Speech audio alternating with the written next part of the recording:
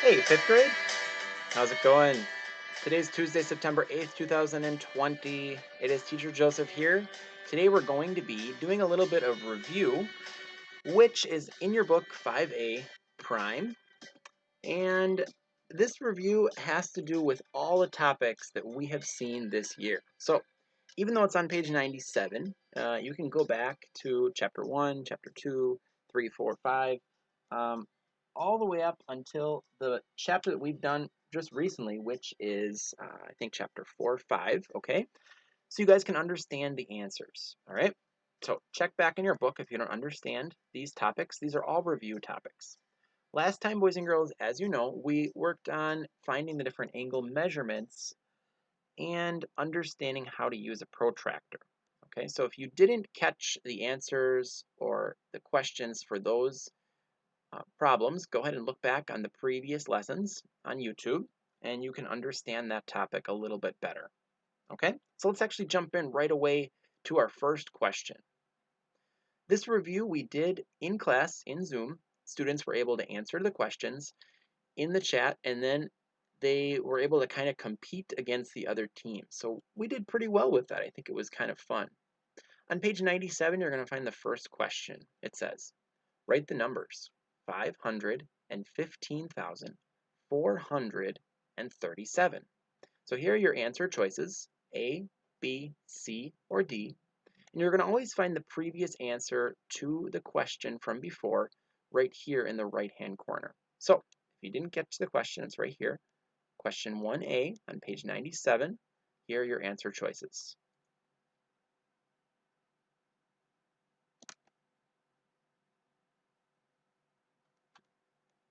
All right, the answer is 515,437.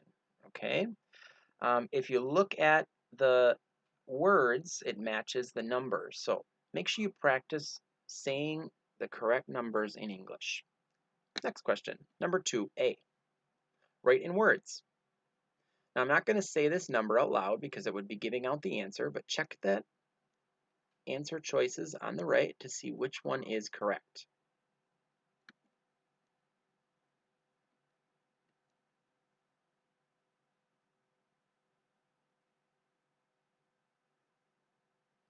All right, the answer is 1,034,000. You can see this one doesn't make any sense because it ends in 0, and neither does letter D, all right? So we don't just say 0 even though they end in zeros.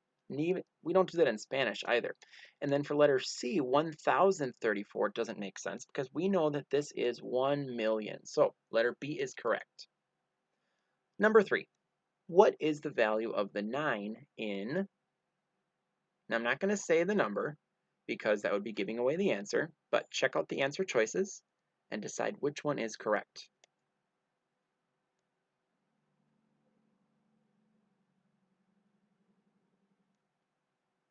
All right, your answer should be 9 million, right? That 9 million for letter C corresponds with the 9 million in the problem.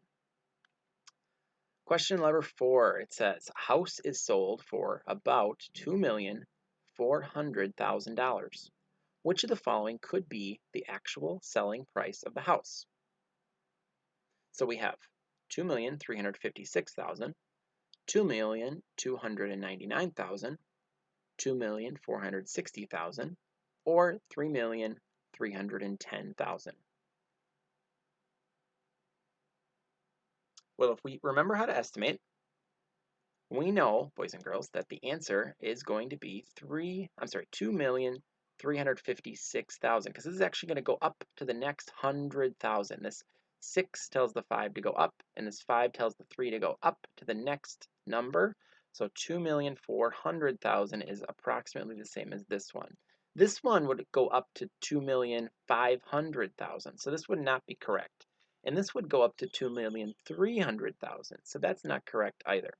So letter A is the only one that could be correct. Number 5A on page 97 says, fill in the blanks. 7 million plus 600,000 plus 9,000. So here are your answers. A, B, C, or D? Which one looks the most accurate?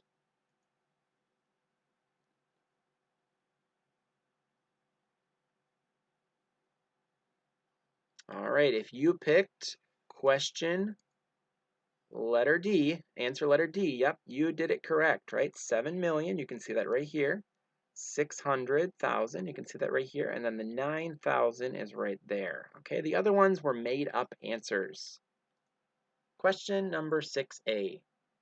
Write down a common factor for 24 and 32.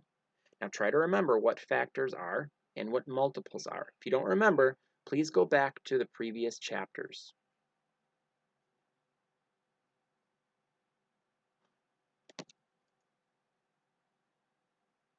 All right, so right away, boys and girls, you can get rid of letter B. That one's not correct because those are not factors, right? Those are multiples, and it doesn't match with 24 or 32. We also know that, for example, 32 is not a common factor of 24, so A and B are not correct.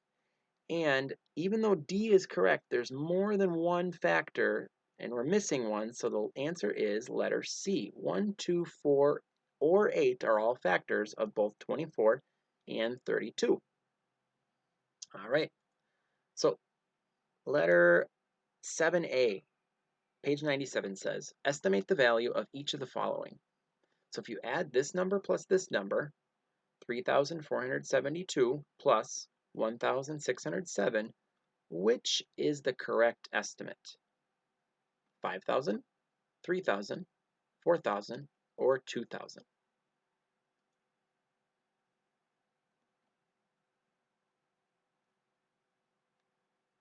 All right, your answer should be 5,000, because if you add up 3,000 plus 1,000, that's going to give you 4,000.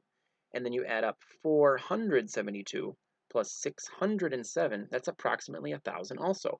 So 4,000 plus 1,000 equal 5,000. Question number 8A on page 98 now. Multiply 2,650 times 600.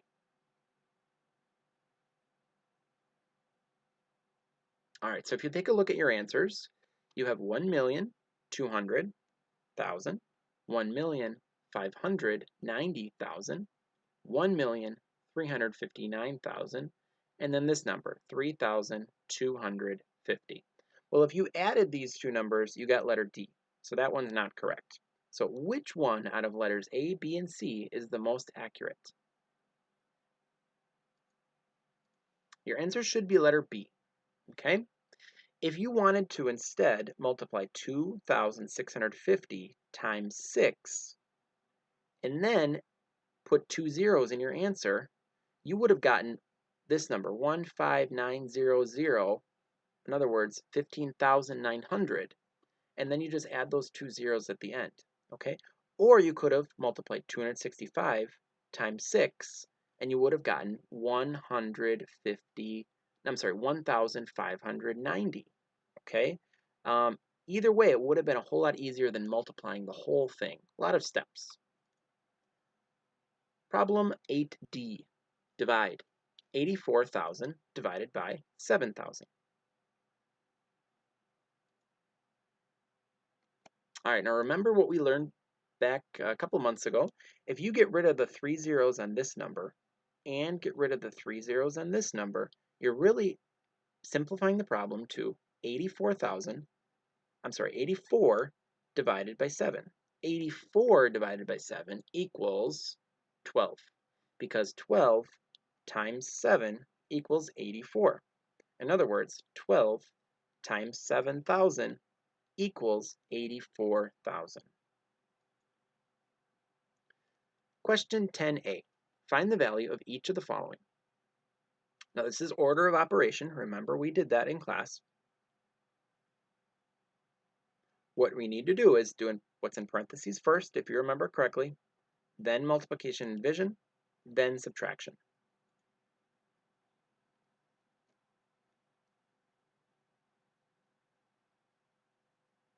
All right, your answer should be 79.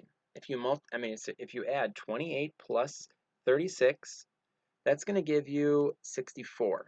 Okay, and then you multiply 64 times 2, that's going to give you 128. But then you subtract 128 minus 49, and that's going to give you 79. That's your final answer. All right, question letter 11A. It says, express each improper fraction as a whole number or a mixed number in its simplest form. So we have 26ths. What is 26ths as a mixed number?